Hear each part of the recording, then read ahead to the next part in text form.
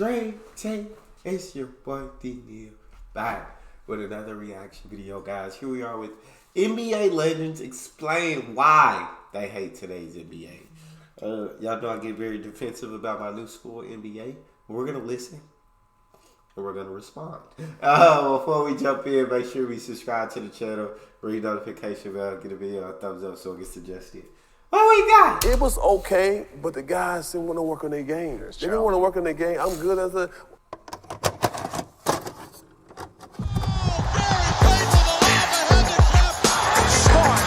Hey guys, this is Dominique Wilkins.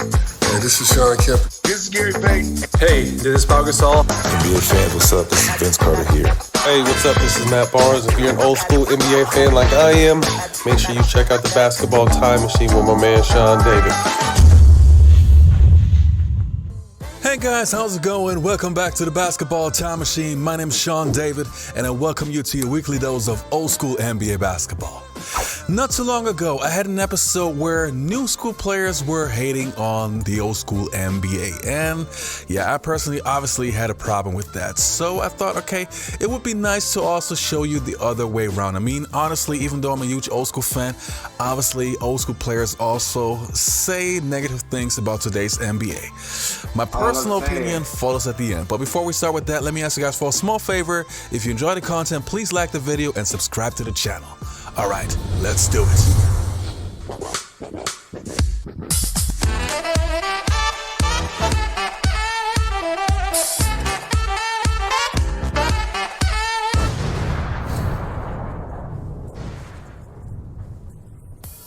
And the first place opinion that I want to take a look at is from Shaquille O'Neal, who obviously is a TV analyst and watches a lot of today's NBA. But he has a very strict and straightforward opinion about today's NBA. Let's take a look. You think the NBA has become like too sensitive and political? Oh yes, very, very sensitive, very soft, very political. But you know, and I hate this term, but people say this is the era we live in. So I guess we have to accept it. One thing I will not accept is okay play being looked at as great play. I ain't letting that shit slide ever. You know, I've been through the era of Mike, Charles, Malone, Stockton, all these great guys, so I know what greatness looks like. I like to tell people jokingly that I am the reason that big guys do not want to play in the paint anymore. I hate it. I dislike it. I was just at Michael Jordan's 60th birthday party.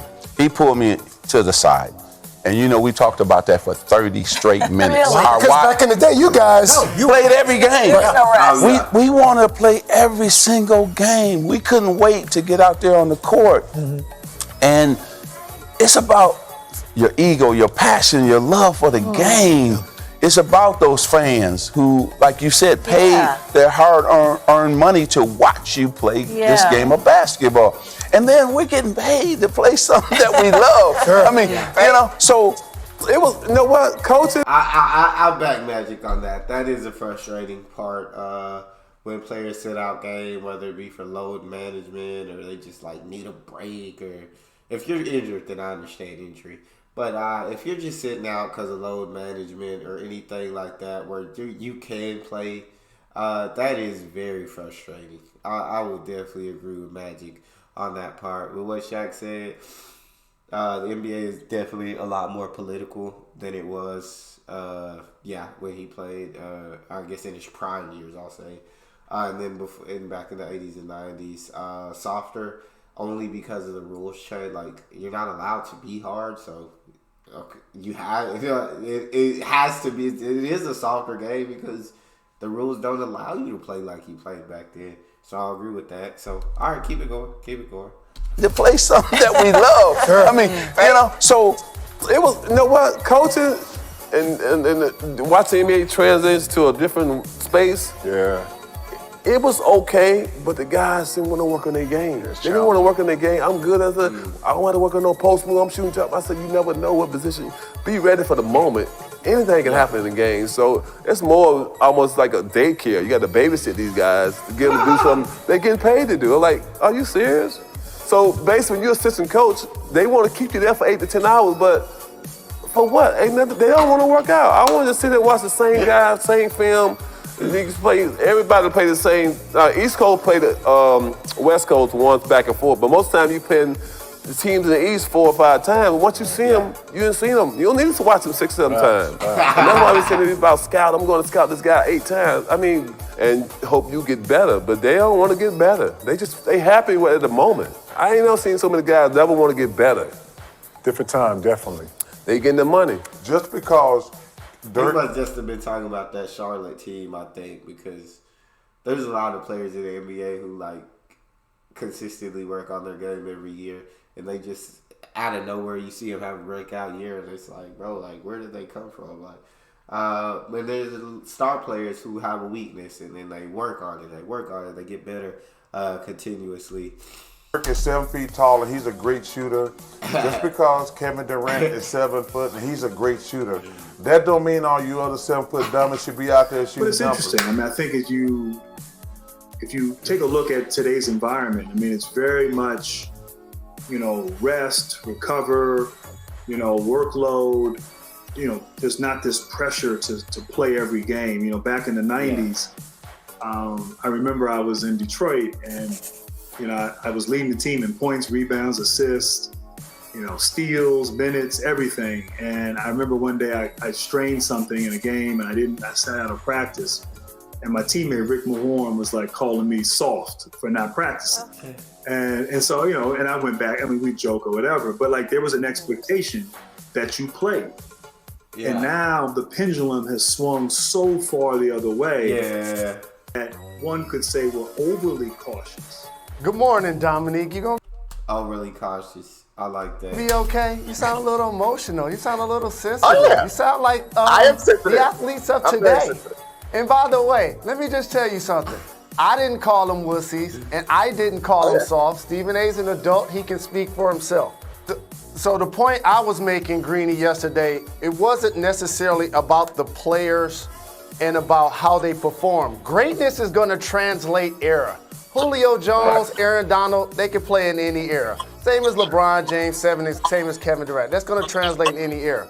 But let's not act like in order to be that great player and or to be that champion, the obstacles have changed a lot. Here are a couple of terms that I hear now that I didn't used to hear, Dominique. Things like load management, no two-a-days, less Oklahoma drills, less padded practices, things like that. That's what the current player is able to do. More of a finesse game. It's more of, small ball. Which personally I don't really care much for. I like kind of smash mouth, old school basketball because that's what I grew up watching. You know what I mean? And I also think it's much less physical. Much less physical. Some of the flagrant fouls that I see called nowadays is just makes me nauseous. They are frustrating. Some of the flagrant calls are very frustrating. Like, you see them and you're like, bro, like, you literally got to be kidding me. But some of the common fouls back then, I also say, I'm like, bro, like, you got to be kidding me. That's obviously a flagrant, or that's obviously an ejection. When you close on somebody, like, while they're in midair, bro, like, and that's a common foul, that should not have been allowed. But I do agree with what he said. You can't touch a guy without it being a flagrant foul. Is there a way to ever reverse that, you think?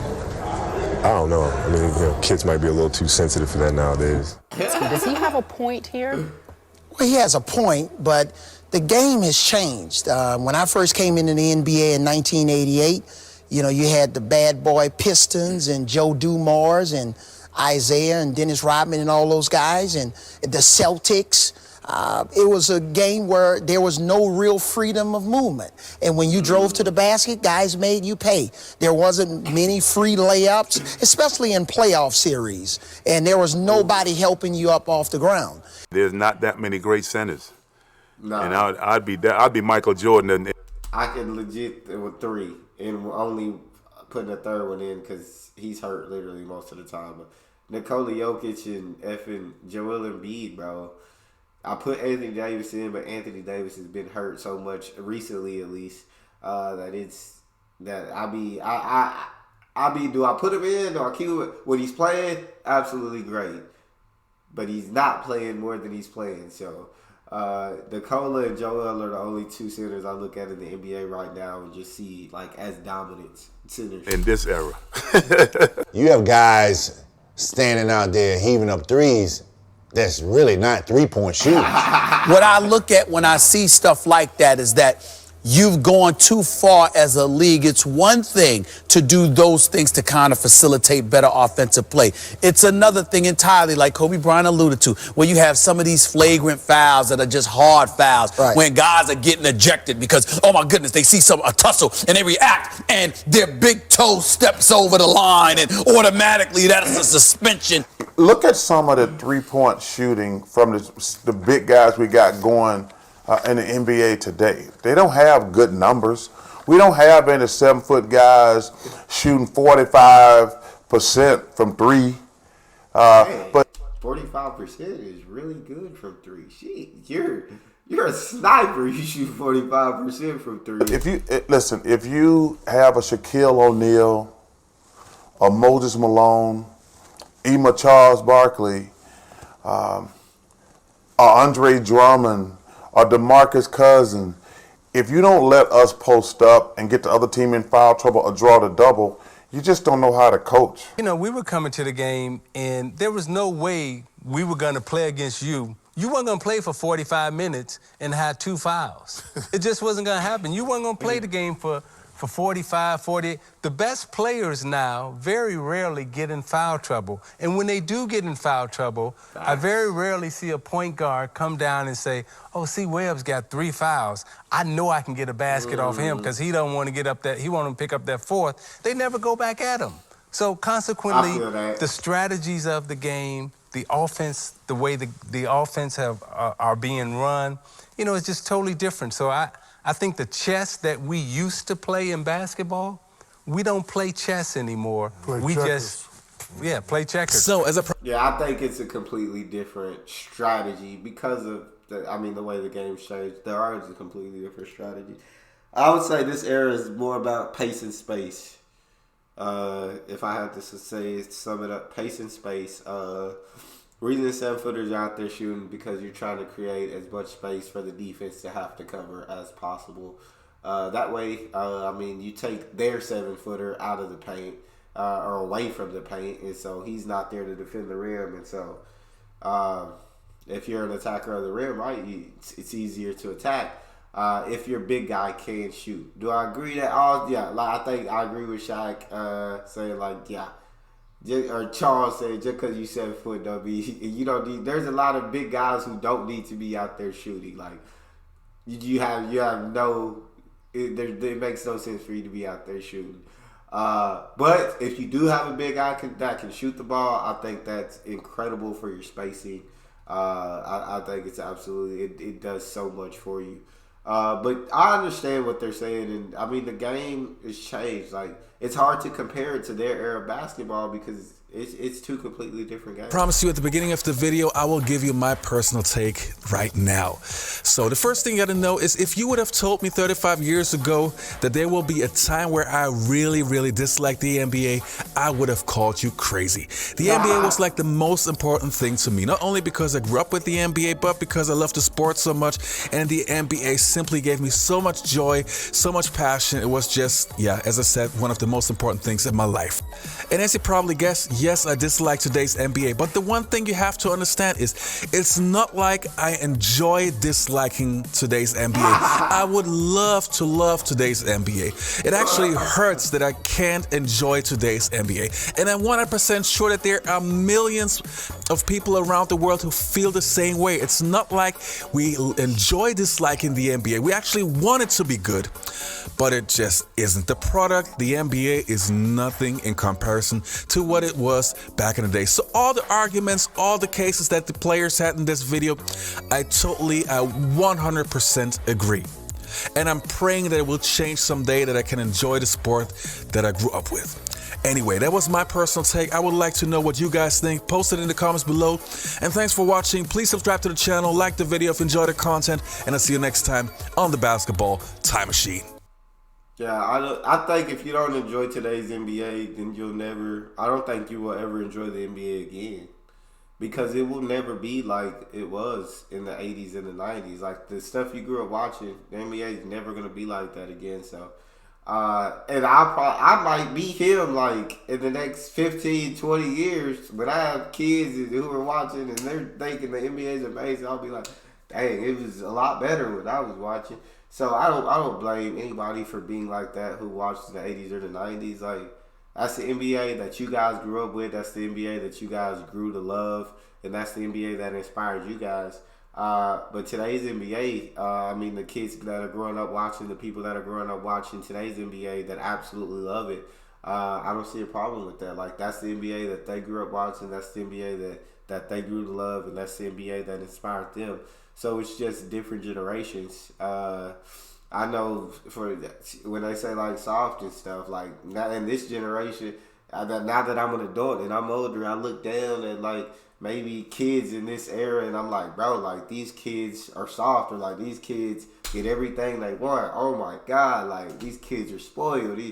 But compared to what my dad went through, like my childhood was spoiled and all of that, because my dad had much less than I had when he was a kid. And so it's just with every generation, right? I mean, things change. It's just like that. That's life. That's life. But that's how. So I understand where they're coming from. NBA will never be like it was in the 80s and 90s. In 20, 30 years, we'll say the NBA will never be like it was when I was watching. And 40 years after that, we'll say the NBA will never be like it was in the 2040s and the 30s.